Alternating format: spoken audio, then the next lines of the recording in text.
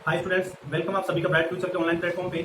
आज हम जो स्टार्ट करने जा रहे हैं, इस क्लास से आप लोगों को 6 नंबर मिलने वाले हैं और साथ में ही ये जो क्लास है होने वाली है आप लोगों की, ये 30 जून को जो आपकी मैथ का पेपर होने वाला है उसके लिए बहुत महत्वपूर्ण है। साथ में ये तो आपका क्रेश कोर्स होगा और जो पहले से आपका कोर्स चल रहा है मैथ का फुल कोर्स, उस फुल कोर्स में ही वो अलग से क्लास आपकी चलेगी। साथ में ही जो आज से हम स्टार्ट करने जा रहे हैं ये आपका क्रेश कोर्स होगा। थोड़ा सा इसमें आपकी स्पीड तेज होगी, थोड़ा सा कोऑपरेट करने की कोशिश करना। और आज का वीडियो जो समझ में सभी को आ गया तो 6 नंबर सीधे सीधे यहीं से आप लोगों को मिलने वाले हैं, तो कोशिश करना थोड़ा सा कंसंट्रेट होकर पढ़ने की। आज हम स्टार्ट करने जा रहे हैं आपकी बुक का चैप्टर नंबर 4, दो चरों वाले रैखिक समीकरण एवं असमीका। स्टार्ट करते हैं। दो चरों वाले रैखिक समीकरण, साथ में है आपकी असमीकरण, और ये आपका अध्याय नंबर 4 रहेगा, अध्याय नंबर 4। और यहां से सीधे सीधे नंबर मिलेंगे आपको 6। बोर्ड परीक्षा में सीधे सीधे नंबर मिलेंगे, यहां से 6 एक प्रश्न देखने को मिलेगा। और इतना आसान है कि 6 नंबर सीधे सीधे यूं ही मिल जाएगा। मतलब हलवा क्वेश्चन है, बिल्कुल हलवा क्वेश्चन। तो यहां से समझते हैं दो चरों वाले रैखिक समीकरण और असमीकरण वैसे आप पढ़ चुके हैं, पर थोड़ा डिटेल के साथ में फिर से बताने की कोशिश करूंगा मैं। यहाँ पे जैसे मैंने लिखा यहाँ पे 3x + 2y = 5, और यहाँ पे लिख दिया 5x + 3y ये 8। इस तरीके से आपके सामने दो समीकरण मैंने लिख दिए हैं, दो समीकरण मैंने लिख दिए। सबसे पहले तो समीकरण और असमीकाएं क्या होती है।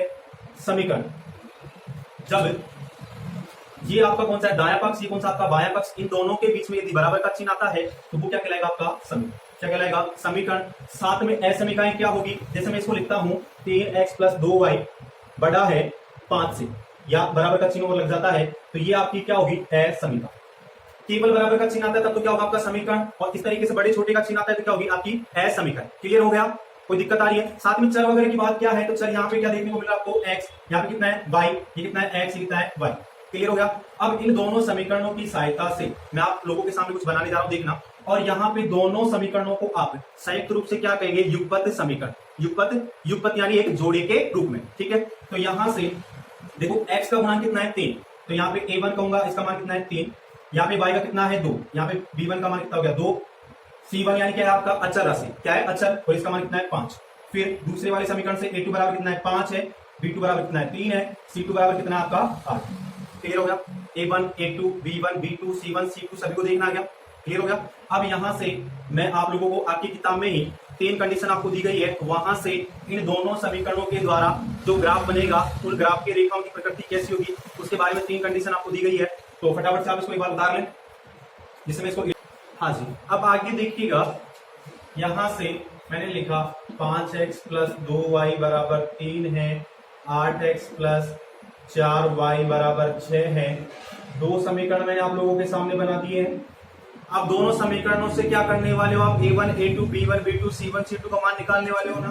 देखना a1 5, b1 2, c1 3। यहां से a2 का मान कितना है 8, b2 का कितना है 4 और c2 का कितना है 6। क्लियर हो गया। अब आप लोगों को मान लो परीक्षा में क्या पूछा जाए कि गुणांकों के अनुपातों की तुलना कर आपको बताना है कि रेखाओं की प्रकृति कैसी होगी। तो यहाँ पे 3 कंडीशन बनेगी, तीनों कंडीशन मैं समझा रहा हूं। साथ में उन तीनों कंडीशन की टेबल भी आपकी किताब में बनी हुई है, मैं अभी आप लोगों को बताने वाला हूं। देखना यहाँ से कंडीशन क्या क्या हो सकती है 3। जैसे मान लो आपके सामने दो समीकरण दिए हैं और दोनों समीकरणों से गुणांकों के अनुपातों की आप क्या कर रहे हैं तुलना। गुणांकों के अनुपातों की तुलना आप कर रहे हैं। इसके बाद में रेखाओं की प्रकृति, और लास्ट में देख रहे हैं आप हल। यहां से 3 कंडीशन आपको देखनी है, गुणांकों के अनुपातों की तुलना, रेखाओं की प्रकृति और हल। ठीक है। आपके सामने दो समीकरण होंगे, उन दो समीकरणों से आप क्या करने वाले हो, दो समीकरणों से गुणांकों के अनुपातों की आप तुलना कर रहे हो। तुलना कैसे करेंगे, जैसे a1 a2 का मान निकाल लिया, b1 b2 का मान निकाल लिया, c1 c2 का मान निकाल लिया। पहली कंडीशन यहां पे देखना, पहली कंडीशन दो समीकरण आपके सामने हैं, और जैसे मैं यहाँ पे कहता हूं कि 5x + 3y = 2 लिख दिया मैंने, और ये लिख दिया 2x + 8y = 6 लिख दिया। ठीक है। अब यहां से A1 का मान कितना होगा 5, A2 का मान कितना होगा 2, फिर B1 का मान कितना होगा आपका 3, B2 का मान कितना होगा 8। क्लियर हो गया। अनुपात यानी बट्टे के रूप में A1 बटा A2 क्या बराबर आपका B1 बटा B2 के है क्या? नहीं। अगर A1 बटा A2 बराबर नहीं है B1 बटा B2 के तो मैं आगे बढ़ूंगा ही नहीं। और यहाँ पे रेखाओं की प्रकृति कैसी होगी? प्रतिच्छेदी, प्रतिच्छेदी रेखा। अब प्रतिच्छेदी रेखाओं का मतलब क्या होगा? एक दूसरे को क्या करेगी? एक बिंदु पे वो काटेगी। और ऐसा क्यों कर रहे हैं? क्योंकि जब आप 6 नंबर का क्वेश्चन करने वाले हैं उसमें ये अगर आपको सारणी पहले से ही मालूम है A1 बटा A2 बराबर B1 बटा B2 वाला अनुपात आपको पहले से ही पता है तो आपका आंसर अच्छे ढंग से आप चेक कर सकते हैं कि जो मैंने ग्राफ बनाया है वो सही बनाया या गलत बनाया। यहां पे हल कैसा आएगा? देखिए क्लियर हो गया। इसके साथ ही इसकी 2 कंडीशन और है, मैं यहां पे साइड में लिख देता हूं 2 कंडीशन। A1 बटा A2 अब बराबर हो गया अगर B1 बटा B2 के और बराबर नहीं है C1 बटा C2 तब क्या होगा? समांतर रेखा। समांतर रेखा कैसी रेखा होगी? समांतर, यानी वो एक दूसरे को काटेगी नहीं। तीसरी कंडीशन A1 बटा A2 बराबर है B1 बटा B2 बराबर है C1 बटा C2 के, तो रेखाएं कैसी होगी? संपाती। संपाती का मतलब आप समझ लें, संपाती कौन सी होगी? संपाती रेखाएं जो एक दूसरे को क्या कर लेगी? पूरी तरह ढक लेगी। क्या कर लेगी? ढक लेगी। तो यहां से देखना, जैसे एक रेखा मैंने खींच दी, दूसरी रेखा जो आएगी वो इसी पे आएगी, तो एक दूसरे को क्या कर लेगी? वो ढक लेगी। यहां पे जो हल होगा कोई हल नहीं, कोई हल नहीं। और आप लोगों को घबराने की जरूरत नहीं, इसको बार बार उतारने की जरूरत भी नहीं है क्योंकि आपकी किताब में दे रखा है, मैं अभी समझाने वाला हूं आप लोगों को। और यहाँ पे हल क्या होगा? अनेक हल। क्या होंगे? अनेक हल। क्लियर हो गया। तो अब आगे बढ़ते हैं। आपकी किताब में देखो पेज नंबर 72 पे कुछ बच्चे ये कहेंगे कि सर हमारे पास तो किताबों में नंबर भी कुछ उल्टे सीधे हैं, तो चैप्टर नंबर 4 में आपकी तुलनात्मक सारणी दी गई है। पेज नंबर 72 पे 2 समीकरण आपको दिए गए हैं, तीनों की कंडीशन मैंने जो लिखा है आप लोगों को सामने, वो कंडीशन भी तीनों मौजूद है आप लोगों की। तो आप इसको भी उतार ले, साथ में वहां से भी ढंग से पढ़े। देखो यहाँ पे दे रखा है पेज नंबर 72 पे पूरी सारणी बनी हुई है आप लोगों को। क्लियर हो गया। आगे बढ़ते हैं, हम आगे बढ़ते हैं और करते हैं क्वेश्चन को, किस तरीके से प्रश्न आने वाले हैं। या फिर हम स्टार्ट करें 4.1 के सवाल। कुछ क्वेश्चन मैं करवाता हूं, कुछ क्वेश्चन आप करिएगा और जल्दी से अपनी प्रश्नावली पूरी हो जाएगी, 6 नंबर मिल जाएंगे। मात्र एक सवाल सीखना आप लोगों को, 6 नंबर ले लेना है। ठीक है भाई, आगे बढ़ते हैं। हाँ जी, स्टार्ट करने जा रहे हैं 4.1। पहला सवाल आप लोगों का, अनुपात A1 बटा A2, B1 बटा B2 और C1 बटा C2 की तुलना कर आपको ज्ञात करना है कि निम्नलिखित समीकरणों के युग्म संगत है या असंगत। संगत का मतलब तो क्या होगा कि आपको हल मिलते हैं या नहीं मिलते हैं, और असंगत का मतलब क्या होगा आपको हल मिले हैं या नहीं मिले। ठीक है, तो पहला सवाल देखना है। यहाँ पे पहला सवाल क्या आप लोगों का, पहले का भी पहला है, उसकी बात कर रहे हैं। 2x माइनस 3y बराबर कितना आपका 8, और ये है आपका 4x माइनस 6y बराबर कितना है 9। सॉल्व करने जा रहे हैं। यहां पे करना क्या है आप लोगों को, A1 बटा A2, B1 बटा B2, C1 बटा C2 का अनुपात देखना है। इसको मैंने कहा पहला समीकरण, इसको कहा मैंने दूसरा समीकरण। देखो सॉल्व करते हैं यहां से, और सॉल्व कर रहे हैं तो आपको दिख पा रहा होगा कि A1 का मान कितना होगा। यहां से A1 का मान कितना है यहाँ पे 2, A2 का मान कितना है यहाँ से 4, B1 का मान कितना है माइनस का 3, B2 का मान कितना है यहाँ पे माइनस का 6, C1 का मान कितना है 8, C2 का मान कितना है 9। यहाँ पे मान मिल गए सभी को। अब देखो तुलना करते हैं A1 बटा A2। यहाँ पे इसको क्या लिख सकते हैं आप, 1 बटा 2 लिख सकते हैं क्या, और कैसे लिखा समझ में आ गया। 2 एकम 2, 2 दूनी 4। यहां माइनस से माइनस कट जाएगा आप लोगों का, और देखो 3 एकम 3 और 3 दूनी 6। ठीक है, आगे कुछ कट रहा है क्या? अब ऐसा तो करना मत आप कि 8 एकम 8 और 9 एकम 9, ये तो कट रहा ही नहीं है। तो आगे बढ़ते हैं, A1 बटा A2 क्या बराबर आ रहा है कि B1 बटा B2 के, और कितना आ रहा है 1 बटा 2। अब देखो सेकंड कंडीशन आपको याद आ गई होगी, यदि A1 बटा A2 बराबर है तो रेखाओं की प्रकृति कैसी होती है? समांतर। कैसी होती है? समांतर। तो एक दूसरे को काटेगी नहीं, और काटेगी नहीं तो आपको हल भी प्राप्त नहीं होगा। तो यहाँ पे निकाय कैसा होगा? असंगत। कैसा होगा? असंगत। तो आप लिखेंगे रेखाओं की प्रकृति समांतर रेखाएं होगी,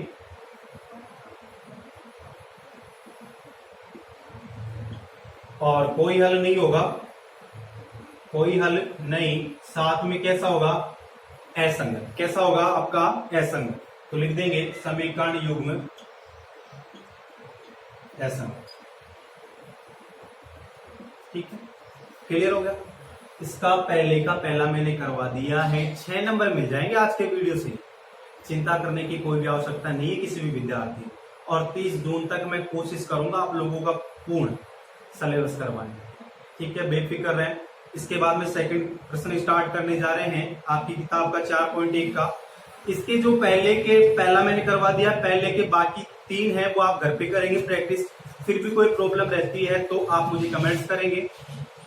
सेकंड सवाल कह रहा है निम्नलिखित समीकरणों के युग्म को ग्राफीय विधि से हल कीजिए एवं हल की प्रकृति बताइए। ऐसा आपको करना है। तो यहाँ पे सेकंड सवाल लिखूंगा, उससे पहले मैं इसको इरेज। हाँ जी, सेकंड सवाल देखना आपका क्या कह रहा है, निम्नलिखित समीकरणों के युग्म को ग्राफीय विधि से हल कीजिए एवं हल की प्रकृति बताइए। परीक्षा में भी ठीक इसी प्रकार से आएगा आप लोगों के सवाल, ढंग से सीख लेना। 6 नंबर मिल जाएंगे ये सवाल आ गया तो आप लोगों को। ठीक है, दूसरे का पहला, यहाँ पे दूसरे का पहला है और सवाल है आपका x प्लस वाई बराबर कितना है 3 और 3x माइनस 2y बराबर कितना आपका 4। ठीक है, और इसको आप सॉल्व करने जा रहे हैं। देखो किस तरीके से सॉल्व करेंगे, एक क्वेश्चन को ढंग से सीख लेना आप लोग। यहाँ पे सबसे पहले तो मुझे ये बताएं समीकरण कितने आप लोगों के सामने कितने हैं? 2। तो यहाँ पे x प्लस वाई बराबर 3 समीकरण नंबर 1 कह रहा हूं, और 3x माइनस 2y बराबर कितना 4 समीकरण नंबर 2।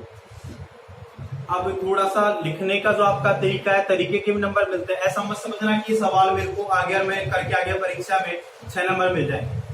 अगर आपने तरीका काम में नहीं लिया तो पूरे नंबर नहीं मिलेंगे, नंबर आप लोगों क्या हो जाएंगे? कट जाएंगे। पर मैं आप लोगों के नंबर कटने नहीं दूंगा। ओके, तो यहाँ पे समीकरण 1 के लिए सबसे पहले समीकरण 1 के लिए क्या कर रहे हैं? समीकरण 1 के लिए देखना आप कौन सा समीकरण है आपका x प्लस वाई बराबर कितना है 3। समीकरण 1 की बात कर रहे हैं तो यहाँ पे क्या करना आप लोगों को? केवल एक चर राशि, कितनी? एक चर राशि, चाहे तो आप x रख लें चाहे आप y रख लें, और बाकी का क्या कर दें? पक्षांतरण। तो यहाँ पे देखो मैं क्या कर रहा हूं, x को यही रहने दे रहा हूं, x को यही रहने दिया। y किसका है? यहाँ पे प्लस का, उधर जाके किसका हो जाएगा? 3 माइनस कितना हो जाएगा? y। क्लियर हो गया? ठीक है, अब देखो यहां इसके लिए मुझे क्या बनानी है? सारणी। क्या बनानी है? सारणी। ये x है, ये आपका y, ये आपका x है, ये आपका क्या है? y। क्लियर हो गया? अब देखो यहां आप क्या करने वाले? कक्षांतरण करने के बाद आप y का मान रखेंगे तो किसका मान मिल जाएगा आपको? x का मान। किस तरीके से रखना है आप लोगों को? छोटे से छोटा स्टार्ट करना है मान, 0 से छोटे से छोटा स्टार्ट करना है, जिससे कि आप लोगों का जो ग्राफ बने उसको बनाने में क्या हो आपको आसानी। और साथ में जैसे आगे मैं समझाऊंगा, जैसे जैसे इसका लेवल बढ़ता जाएगा वैसे वैसे समझाऊंगा। यहाँ पे 3 माइनस वाई हो गया, y की जगह सबसे पहले क्या रखूंगा मैं? 0। y बराबर 0 रखने पर, y बराबर आप 0 रख रहे हैं, रख दें। समीकरण में 0 रख रहे हैं तो यहाँ पे कितना आ जाएगा आप लोगों का? x बराबर 3 माइनस 0, यानी x का मान कितना आ गया आप लोगों का? 3। कितना आ गया? 3। y का मान आपने 0 रखा, x का मान कितना मिल गया आप लोगों को 3। क्लियर हो गया सभी को। फिर इसके बाद में आगे बढ़ते हैं, y बराबर 1 रखने पर, y बराबर कितना रखने पर 1 रखने पर रखते हैं समीकरण में x बराबर 3 माइनस y की जगह कितना रख रहे हो 1, 3 में से गया तो कितना 2। आपने y का मान कितना रखा है 1, तो x का मान कितना मिल गया 2। तो यहाँ पे y की जगह 1 और x की जगह कितना 2। इतनी बात सभी को समझ में आ गई होगी। ठीक है, जैसा प्रोसेस, जैसा यहाँ पे प्रक्रिया मैंने समीकरण 1 के लिए अपनाई है, ठीक उसी प्रकार मैं प्रक्रिया किसके लिए अपनाऊंगा, समीकरण नंबर 2 के लिए। तो यहाँ लिख रहा हूं समीकरण 2 के, समीकरण 2 के लिए, किसके लिए, समीकरण 2 के लिए 3x माइनस 2y बराबर कितना आपका 4। मैंने आपको क्या सिखाया है जरा बताना सारे विद्यार्थी। इसको थोड़ा सा मैं पास में ले लेता हूं यहाँ पे टेबल को।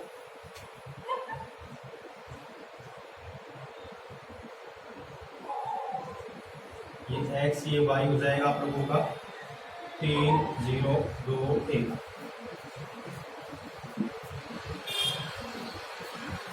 अभी देखो मैंने आप लोगों को क्या सिखाया है कि केवल एक चर राशि, केवल एक चर राशि को आपको रखना है, बाकी का क्या कर देना है, पक्षांतरण। अब कुछ बच्चे ये कह रहे हैं कि सर हम x को नहीं रखें, हम क्यों रखें x को, भाई y को रख लें आप, कोई दिक्कत वाली बात नहीं है। x को रख ले चाहे y को रख ले, रखना है केवल एक चर राशि को, बाकी का क्या कर देना है, पक्षांतरण। यहाँ पे आपको दिख रहा है 3x माइनस 2y बराबर कितना है 4। 3x आपका ऐसे कैसे, 2y किसका यहाँ पे माइनस का, उधर जाके किसका प्लस का, 4 प्लस कितना हो जाएगा 2y। ठीक है, आगे बढ़ते हैं आप। यहाँ पे 3x बराबर 4 प्लस 2y है, मुझे तो क्या रखना है, केवल x, क्या रखना है x। तो x मेरा ऐसे की ऐसे ही। अब ये 3 यहाँ पे क्या हो रहा है, इससे गुणा, क्या हो रहा है, इससे गुणा, तो 3 कहा जाएगा इसके भाग में, 4 प्लस 2y बटा कितना गया 3। क्लियर हो गया सभी का, सभी का क्लियर हो गया।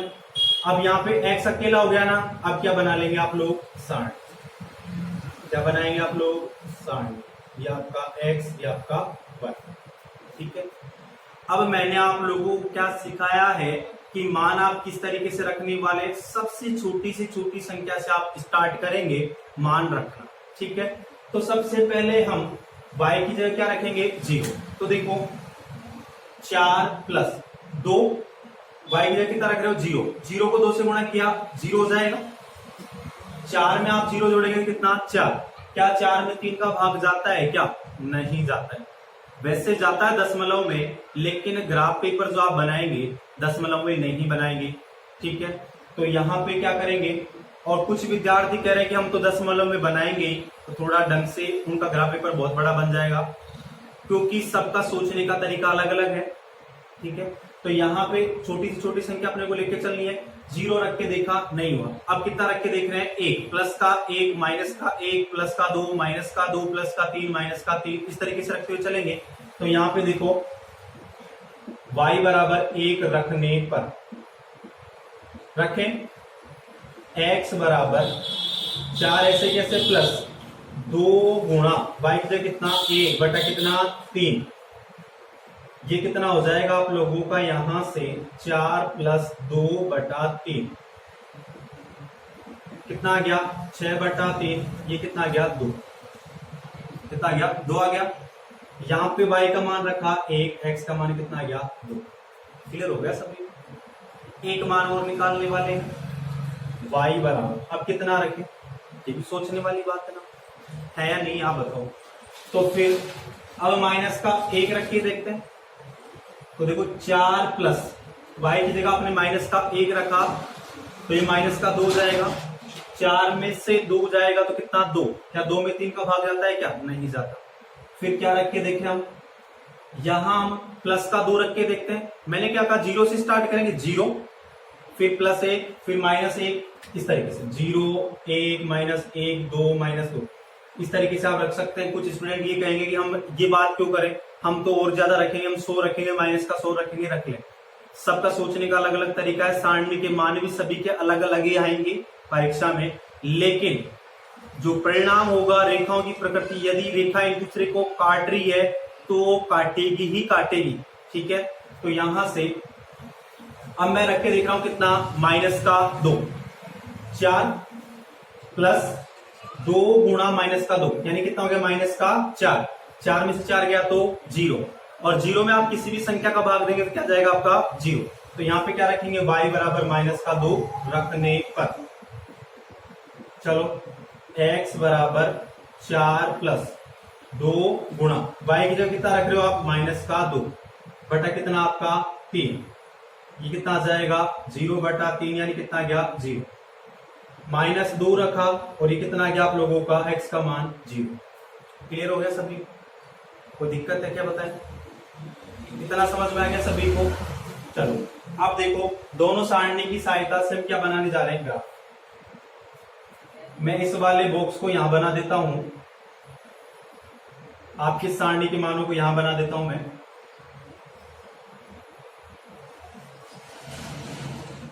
ये x ये y और ये है आपका 1 2 माइनस 2, ये आपका 0, ठीक है। वाले हैं आप लोग समीकरण 1 व 2 के सारणी के मानों को ग्राफ पेपर में आलेखित कर दें आप, या निरूपित कर दें, प्रदर्शित कर दें, बात एक ही है, आलेखित करने पर, ठीक है। अब आप लोगों के सामने मैं ग्राफ भी बनाने जा रहा हूं, इस तरीके से आपको ग्राफ बनाना है। ये आपका क्या होगा, एक्स अक्ष होगा, ये एक्स डैश होगा, ये आपका वाई होगा, ये आपका वाई डैश होगा। क्लियर हो गया, बिल्कुल बीचों बीच में क्या होगा, हम आपका मूल बिंदु हो जाएगा। यहां पे 1 2 3 4 5, यहां कितना 1 2 3 4 और ये कितना 5, -1 -2 -3, -1 -2 -3 -4। क्लियर हो गया। साथ में एक बात और नहीं भूले आप, क्या नहीं भूले, इसका पैमाना। क्या नहीं भूले आप, इसका पैमाना। पैमाना में क्या लिखेंगे आप, 1 बड़ा खाना बराबर 1 इकाई, ठीक है, इस तरीके से आप लिख देंगे। और 1 बड़ा खाना किसके लिए लिख रहे हैं आप, एक्स अक्ष के लिए भी लिखेंगे, और किसके लिए, यहां पे वाई अक्ष के भी लिए यही लिखेंगे आप। अब देखो यहां पे आपके सामने ये दोनों सारणियां हैं, क्या है, दोनों सारणियां। इन दोनों सारणियों के मानों से ग्राफ कैसे बनेगा देखना आप लोग। सबसे पहले x का मान कितना है 3, y का मान कितना है 0। सबसे पहले हम किसके पास जाएंगे, x के पास। x कहां है भाई, ये रहा x, और x का मान कितना है 3, y का मान क्या है 0, 0 नहीं होगा, लेकिन x का मान कितना मिल गया आप लोगों को 3 मिल गया।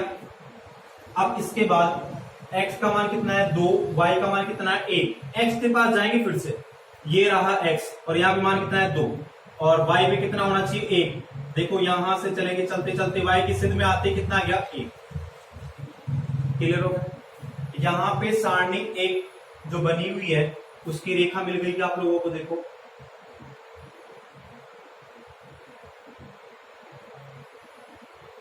क्लियर हो गया, दोनों पॉइंट मिल गया आप लोगों को। फिर सारणी 2 पे चलेंगे हम। x का मान कितना है 2, y का मान कितना है 1। x पे चलेंगे, ये रहा 2, y का 1। लो जी, फिर से यही बिंदु मिल गया आप लोगों को। और अब सेकंड पे देखते हैं, x का मान कितना है 0, y का मान कितना है -2। x का 0 तो मूल बिंदु पे हो जाएगा, और y का कितना होना चाहिए -2। लो फिर से क्या कर देंगे आप, इन दोनों को मिला देंगे। तो आप सभी को पता लग रहा होगा कि रेखाओं की प्रकृति कैसी होगी। यहाँ पे प्रतिच्छेदी रेखाएं जो एक बिंदु पे काटेंगी, इस पे एक बिंदु पे, और वो एक बिंदु कौन सा है, x पे तो कितना है 2 और y पे कितना है 1, यानी x का मान 2, y का कितना है 1। तो आप लिखेंगे लास्ट में जाके, यहां पे इसको मैं इधर लिख देता हूं, इस बॉक्स में इसका लास्ट रिजल्ट लिख देता हूं। समीकरण 1 व 2 द्वारा ग्राफ में निरूपित रेखाएं एक दूसरे को प्रतिच्छेद करती है तथा प्रतिच्छेद बिंदु के निर्देशांक 2,1 है। क्लियर? ठीक है। परीक्षा में आप लोगों को इसी तरीके से सवाल पूछा जाएगा और ये सवाल कितने नंबर का आएगा? 6 नंबर का। कितने नंबर का? 6 नंबर का। डिटेल से आपने समझ लिया होगा। साथ में इस वीडियो को आप बार बार देखें, नहीं समझ में आ रहा है तो, और अच्छे से समझ में आ जाएगा। बाकी एक क्लास और है इसकी, जो नेक्स्ट क्लास होगी। 2 क्लासों में फिर से एक सवाल और लेके चलेंगे हम ग्राफ पेपर का ही, तो डिटेल से और थोड़ा सा ढंग से समझ लेना आप लोग, और 6 नंबर मिल जाएंगे आप लोगों को। ठीक है स्टूडेंट, आज के लिए इतना ही। All the best.